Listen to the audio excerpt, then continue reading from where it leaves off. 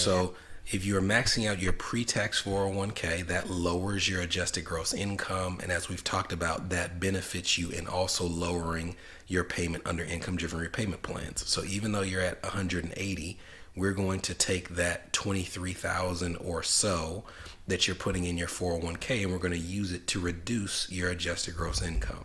So we're going to just assume that it's around, we'll just round it out and do $155,000 of adjusted gross income as that reduction based on your 401k. We're going to change your family size, and then we are going to put in an estimate based on the amount that you currently owe in federal student loans, which, if I recall correctly, was around 115,000. Is that accurate? Uh, Okay. yes. All right. Let's put that in. And we don't have an interest rate that shows up on your loan since they're in forbearance, but we're just going to assume that they're at 6% interest. All right, let's see where that lands us. I want to point this out to you. If you're looking, and some of this is bad news that I'm sure you were expecting, but this is showing you your projected payment plan on some of these options. We're going to bring up why even these options are not going to be available potentially in the near future. The SAVE plan is going to go away, but under the SAVE plan, you would have paid about $504 a month. If your grad school loans, which they are, then it would be about $1,000 a month. Under pay as you earn in the new income based repayment plan, it would be about $1,100 a month.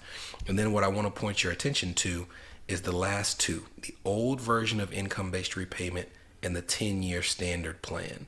You will see that both of those payments are listed at $1,276 a month. Do you see that?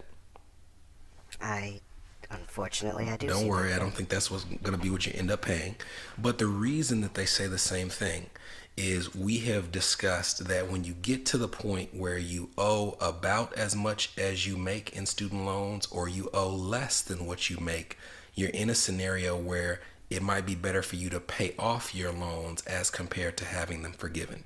You're seeing that illustrated here because the payment is listed as the same under these two plans because you have lost your financial hardship for old income based repayment.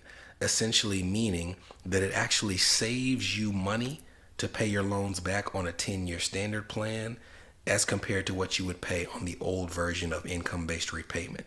And as a result, they will allow you to keep getting credit towards income driven repayment plan forgiveness, but the actual payment that you make will be the 10-year standard payment.